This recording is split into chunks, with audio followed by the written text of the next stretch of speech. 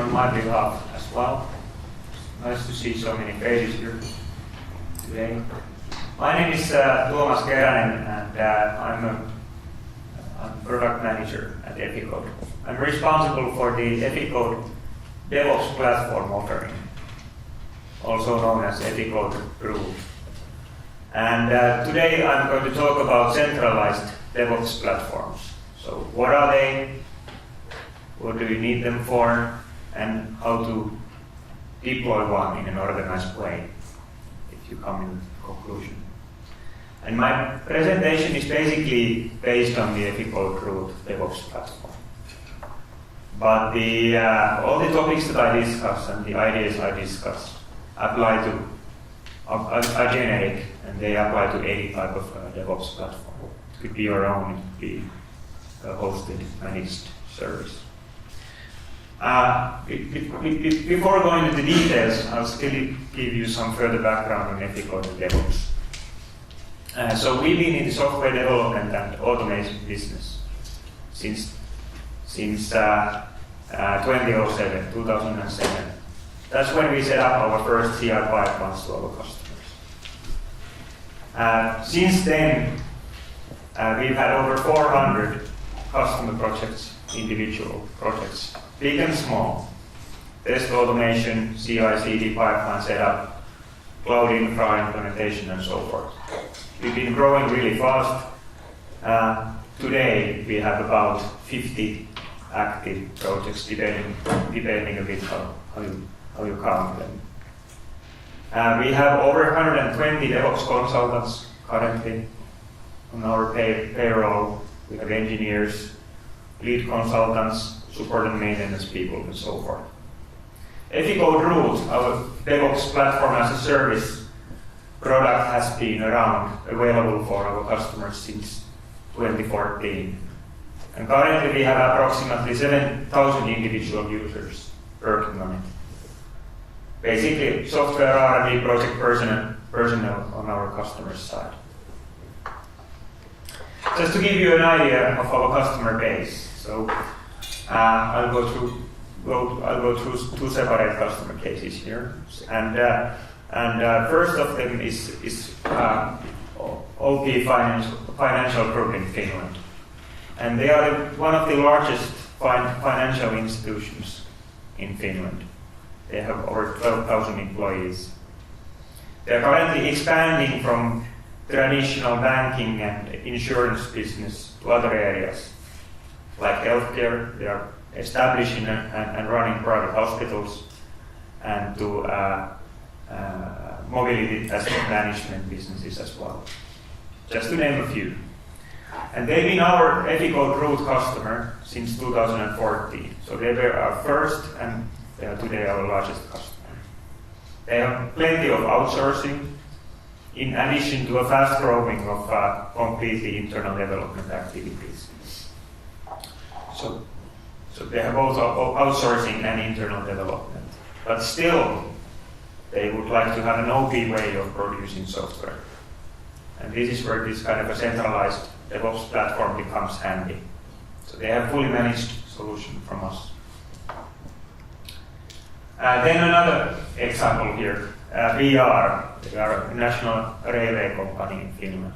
They take care of all the train traffic, cargo, logistics, and they also support and maintain the truck network, countrywide network of train tracks. And they've gone through a big investment in digital transformation in all of the above business areas. And they've also gone through a massive DevOps transformation, organization-wide. And we've been helping them with that. So they've been an Eficode Root platform users since 2015. And some of the results from that transformation are already visible. So a few years back, 2013, 14, they had plenty of negative press because of a few system failures caused by new ticketing management system. It seemed back then that they were in the news day in, day out. People were not able to buy tickets to enter trains. And since this transformation has taken place, they have no longer been in the news, which is in a way good news in their line of business. Along with these two customers that I mentioned here, we have also customers in other industry areas. So we have telco customers, DNA, the third largest telco operator in Finland. We are managing a platform for them as well. They are a recent public reference. We are managing the platform for Rovio. They are a gaming company. Some of you might still remember Angry Birds, for example. And then we are hosting platforms for manufacturing companies like Valmet Automotive. And this is more or less what we deliver to our customers. Give or take a few tools depending on the customer needs. And this is our reference architecture, so it's a starting point for a customer-specific platform design. So these are the tools that we have integrated together so that they work together as a complete, fully integrated software assembly line. So by a DevOps platform here, we mean a complete, highly automated software assembly line that covers everything from the requirement management to automated deployments. Some people use the term software factory. I think that is a fairly good term as well. At this point, I'd like to remind you that tooling alone does not make you DevOps capable, but it creates a good foundation for everything else, such as changes that are typically needed in the company culture, in the way the people behave. This is meant to be a shared platform, which means that all software activities that our clients have will be using this same platform, the same instance of it even. Of course, it needs to be scalable so that it can sort of accommodate a large number of software projects.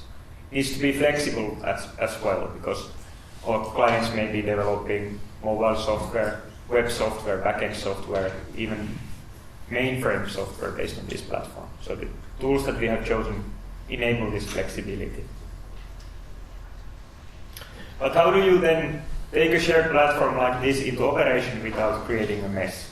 That's always the question our clients make. So we have a few recommendations here based on our experience. And it's sort of a dual approach. So you should first of all take one or two projects and go deep. And by going deep, I mean that you use the whole assembly line here, you gather the required experience to run it effectively. And once you have these pilots, the pilot data available, then you start expanding to other areas, to a wider portfolio of projects.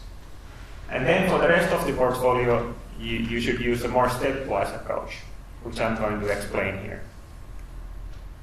So the first step here, when you start deploying a centralized DevOps platform, is to eliminate single points of failure, to create robustness to the organization that you are running. So everybody should understand in this case that the information belongs to the team, not an individual. All the information related to a certain project, for example. And all the critical information should be contained by the platform. Shouldn't be outside of it, let's say in a specific expert's head. You should control the change. That's another important point to make. So you should always have an up-to-date visibility to the system state. That enables efficient problem tracing and rollbacks to a previous version of the software in case of a failure. So no code changes, whether they are on the application layer or environment definitions and so forth, should be done directly with the production systems or any system, to be honest. Everything should always go through the version control. Then all project requirements, quality criteria, task descriptions, bugs, incidents, all of that should be available in the project management system or ticketing system, like Jira, for example. Then all project deliverables, like code, test code, infrastructure definitions, installable packages, build results. They should be always systematically available either in version control or in the artifact storages. And if this is done properly, then there is surprisingly little use for additional documentation, or little need for it. Because most of the critical data is already contained by the platform, by the tools, and it is done as a side product of just running the platform.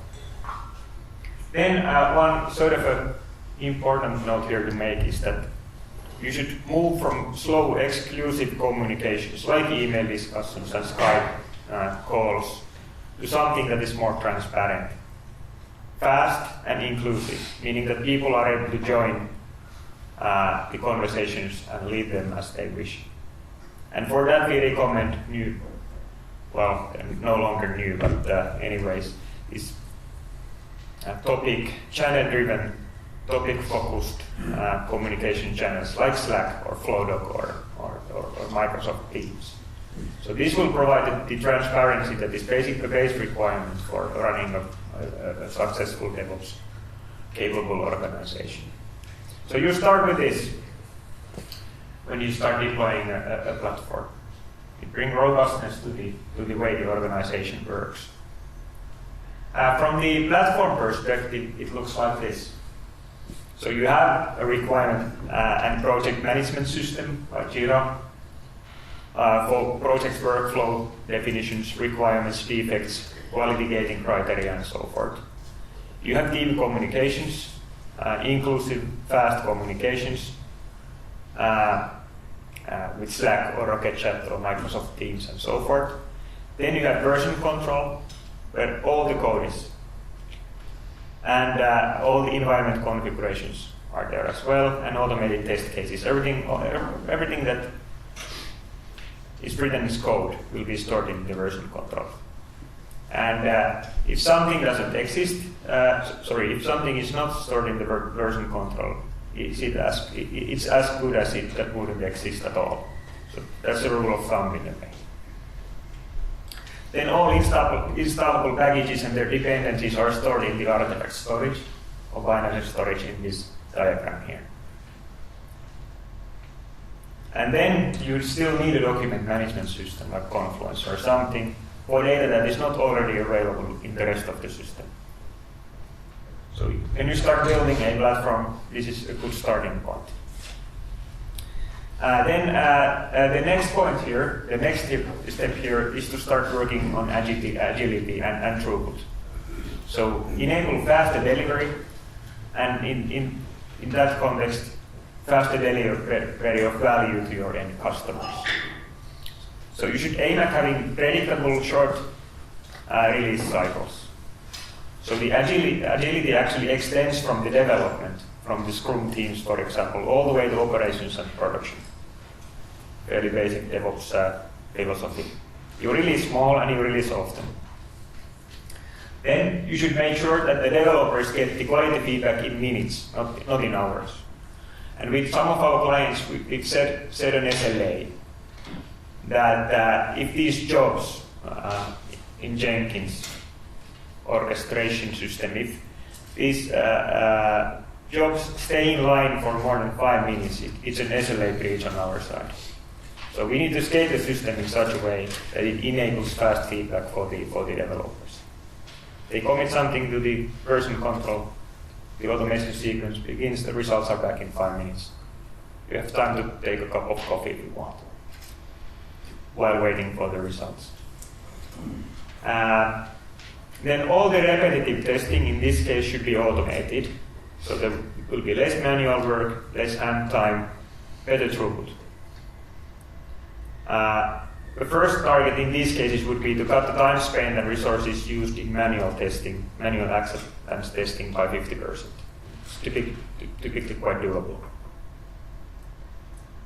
You'll still need people there to take care of all the exploratory testing and so forth, but with automation you can reduce both the time spent in testing as well as the resources needed for it. And then finally, you should have fast, on-demand test development even production environments. You spin up the environments when they need it, and you tear them down once they are no longer required. So this would be enabled by efficient use of cloud infrastructure. So we still have some organizations where you need to fill in a coupon to order a server. It goes through a process, and maybe, just maybe, within a few days, you'll get a server back that you can start using for testing. That no longer makes any sense.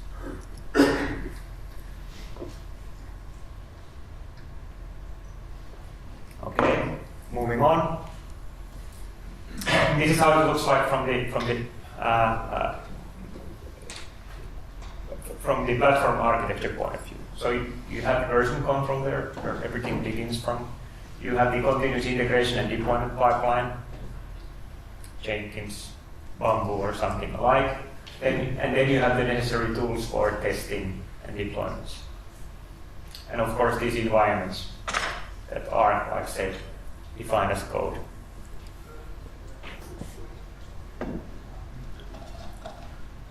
All right, then step 3 here is to create visibility. So you have to get visibility to the adoption of the Devops methodology inside your organization. And this is actually a feature that is quite commonly requested from us by our clients. They want to see how well the projects are running the platform.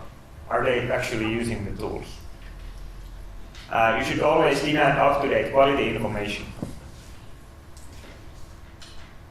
offered by the platform.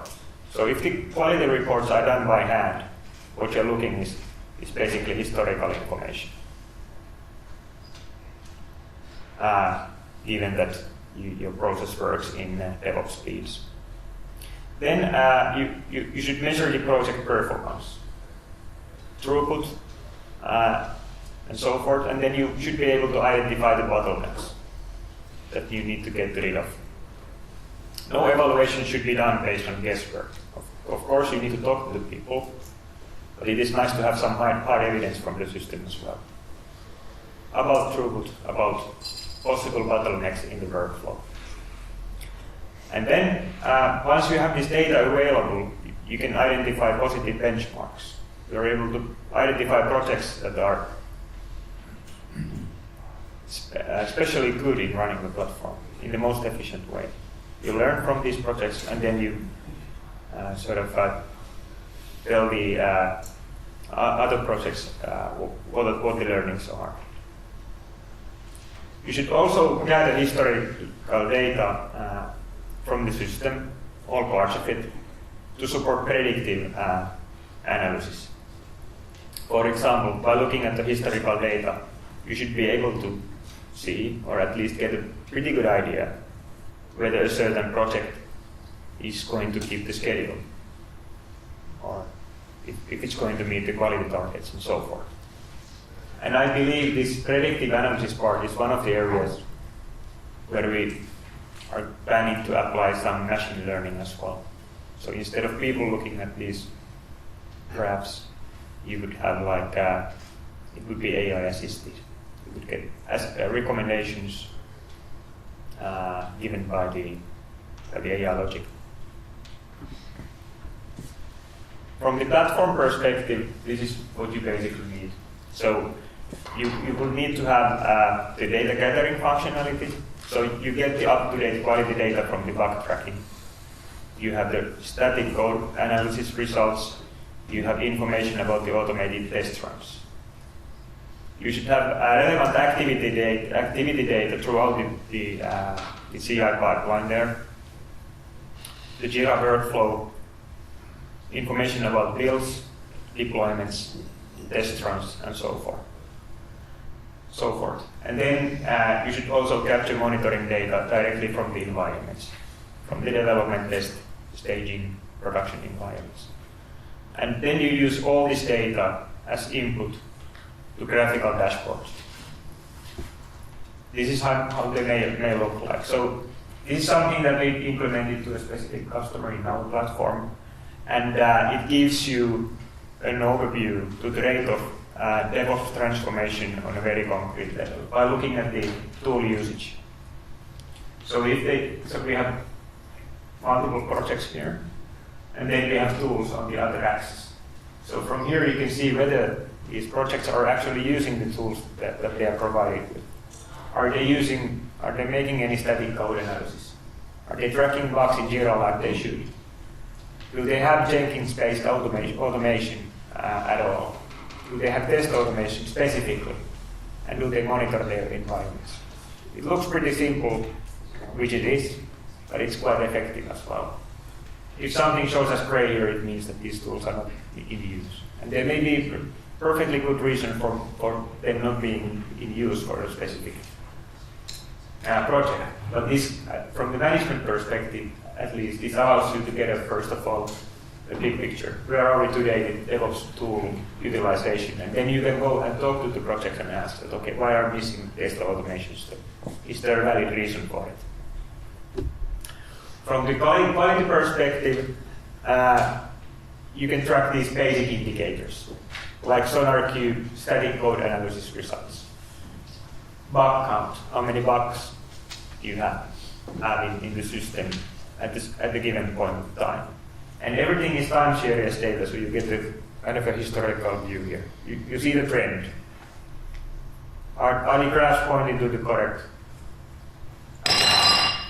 Are the graphs pointing to the correct? Is the count declining? Is it increasing? Basically, are the graphs pointing to the correct direction? Then level of activity. So how many builds are being made in a particular project in a given time frame per branch? How many deployments are done? Do they have test staging production? How many test runs you have on a daily basis? How many test runs do you run per day? How many of them are actually successful? How many of them fail? And so forth. So this sort of simple stuff allows you to see and keep track on the DevOps transformation on a portfolio level and related to individual projects as well. So this would be project-specific data that I'm now showing here. And then you get some basic data from the runtime environments as well through the monitoring systems. So if you see something strange here happening, CPU load is massively increasing, you're able to associate it to a certain build. Then efficient supplier collaboration. So now I'm looping back to our big clients that I introduced in the beginning, like OB Bank or VR. So both of them needed better visibility and control over the outsourced activities. And this is one of the key reasons why they chose to build a centralized platform. Since a centralized platform has many benefits. First of all, once you deploy this kind of a platform, no valuable assets or IPR goes missing in action. Once the project is completed, or a project is switching from, let's say, active development to maintenance. Because the assets are always there. They're always available. Source code, installable packages, requirements, and so forth. This is not the case when you're building these platforms for specific projects, because typically in that case, the pipeline is established for a project, and once the project is done, it may be even teared down. So where's the source code, installable packages, all the information when you're done with the project? In this case, everything remains safe. Also, when you're using a uniform set of tools, the skills accumulate in the organization, and the skills of using these tools, they become transferable between projects, which means that also the people are easier to move around from project to another. At least the tooling is what they know from the past. This platform is always available, since it doesn't have to be specifically ramped up for single project purposes. It's always there, it's always running there. So it's easy to start new activities, new projects. And you don't need to ramp up the whole production line at the beginning of the project. So that saves money, basically, and time as well. Then, if you have this kind of a platform, and you have multiple suppliers, multiple vendors, you're able to reduce the vendor lock-in. So let's say that you want to replace a certain vendor in a certain project. If they are running a platform of their own, and you should switch that project to another vendor, you might have to go through a quite painful migration activity. But here in this case, changing vendor basically means a change in the access management side. You simply remove access from one supplier and give access to another one. That's it. And then track and drive. Once you have visibility to the way the projects are running the platform, the quality, the level of activity, Devops methodology adoption, and so forth, you're able to compare head to head. You're able to see which suppliers perform better than the other ones, and so forth. With measurable information, measurable data. You may be able to take benefit of that when you have the next negotiation with this particular supplier.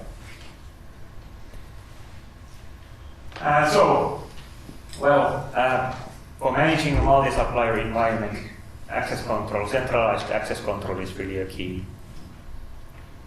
So all tools here in this platform should be integrated under a centralized access control mechanism, which basically means that once a user is assigned to a project, all assets contained by the platform here will become available for the project, obviously. And all the projects that you have here are isolated from one another. So if I work as a supplier there, I'm only able to see the assets that I'm supposed to see. So you can build these Chinese walls around the vendors if you want. All right, then I'm closing the end of the presentation. So my last slide is about roles and responsibilities, which is quite important in this context. So first of all, there should be a self-service principle. So each project running the platform, they should be responsible for their own efficiency. Nobody else is responsible for it. So if I'm a project owner, I'm the one who needs to make sure that all these tools are used in the efficient way. I get the throughput I want, I get the quality I want, and so forth, by using these tools, obviously. But for this common platform approach to work, the platform itself needs to be properly maintained and supported. So especially in the beginning, when you are ramping up an activity on this platform, you will need help. So you will need people inside the organization who are able to provide all the required guidance. Even join the projects for a while, set up the systems, automation pipelines, and so forth. And you need people to maintain the platform as well. So if the maintenance is neglected, the platform will gradually break and become unsecure. So maybe some critical security updates will be missing from there. You update a certain part of the platform without updating another part, and the integration breaks. So you'll need people who are able to kind of keep it up and running, keep it reliable and safe. And of course, these support resources that you will need, they can be either internal. You can choose to create an internal team of DevOps engineers who make sure that the self-service platform is available, or then you can use another external expert for it. So this basically concludes my presentation here. So just as a recap, so this kind of an assembly line in DevOps is a mandatory component for DevOps transformation. And you can implement it in controlled steps. First, you make sure that you have the single sources of truth available. Required management system, version control, artifact storages, and so forth. You make sure that they are available and used in the correct way. Then you enable end-to-end agility, all the automation, all that. And then you track and drive. you monitor how well the projects actually run the platform, and you make adjustments based on that data. And there are plenty of benefits of having this kind of a centralized platform like I discussed, especially in case you are running a show where you have multiple suppliers and then some internal development, a mixture of them. And please be careful, still very focus your own resources and what to buy from outside. So you should always assign your own people to the work that adds value most to your specific business that you are in. So that's why there are also other alternatives, like buying the expertise from outside. So that's what I had in my plans to say. Thank you.